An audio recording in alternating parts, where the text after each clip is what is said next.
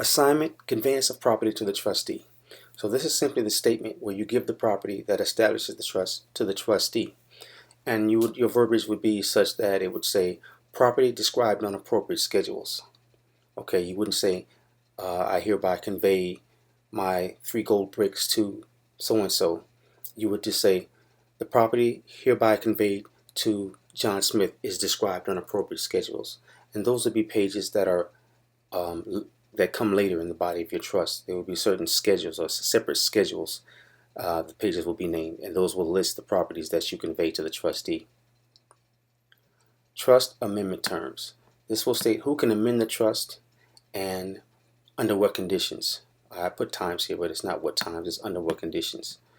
For example, if there's a revocable trust, the grantor can amend the trust indentures.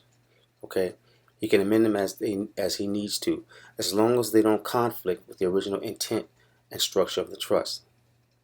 Now, once the grantor passes, as we discussed earlier, the trust becomes irrevocable, and no one can change the terms at that point. Now, also understand that a grantor can change his revocable trust to an irrevocable trust, whether he passes or not. He has that choice. Distribution of trust profit. So when you're talking about the distribution, you speak generally about the distribution, but not when the distribution occurs, because if it becomes public, creditors can wait for the date and file claims in anticipation. Now, your distributions will be what you give to your beneficiaries on whatever rotation you have. So if you give them a distribution of $5,000 every 6 months, then your trust would speak of the distribution. It could speak of the amount, but it necessarily does not have to speak of the date. And definitely, if it somehow indicates the date, it should never be made public, because then any creditor who sees that beneficiaries are part of a trust can look at those distribution dates and then file a claim in anticipation of that beneficiary getting that money. And that beneficiary definitely cannot claim indigency, because they will have the proof that they're getting a distribution of $5,000 in 6 months, or whatever the date may be. So whenever you speak of distribution, you don't use specific terms. Again, when you formulate your trust, whether it's public or private, you always want to practice as much privacy as possible, because if you get into trust on even a cursory level, you're going to want a certain degree of privacy. Trustee bonding. Generally, you don't want to have a trustee who is bonded. Okay, a court enforces claims of bonding, and trustee bonding, by the way, it's almost like the FDIC insurance for a bank. In case something goes wrong, your bank is automatically insured by the state or by the government to make sure you get paid a certain compensation. Okay, same thing with a trustee. They're bonded. If you deal with that trust or that trustee, then you're guaranteed to receive a certain compensation should whatever investment you make in that trust go bad. Okay, now when you do this for a public trust, fine, you can do that. For a private trust, that's a no-no, because that automatically makes your trust public. Okay, a court enforces claims of bonding, so you would have to file a bond with a public entity making the trust public. And even if the trust is public, a bond invokes court action automatically as soon as a claim is made against the bond.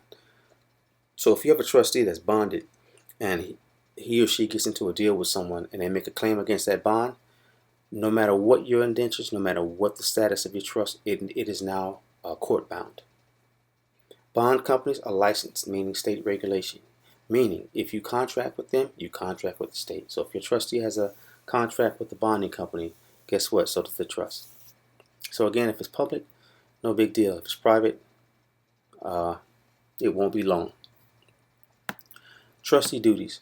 This will outline all of the obligations of the trustee. Now you be concise, because this will take up the majority of your trust. It will delineate each and every duty and obligation that your trustee has to the trust.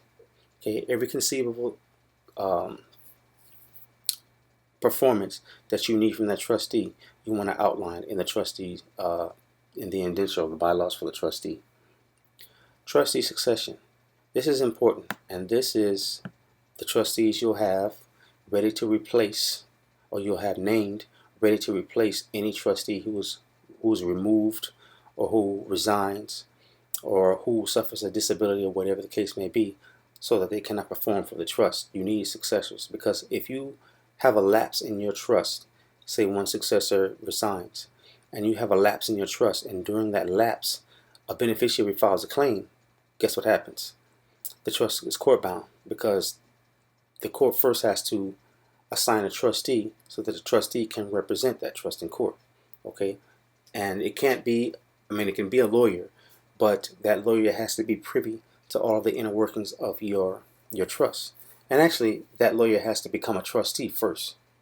Whoever represents your trust in court, they have to become a trustee if your trust is to be protected and defended. Okay. Trustee removal. Your trust has to outline all of the terms and conditions under which a trustee is removed. Who can do it, why they have to do it, and what procedure they go through to remove that trustee. Okay, usually done through certified mail. Again, if the trust is revocable, the grantor can simply dismiss the trustee. If the trust is irrevocable, then either the protector or by court action can that trustee be removed.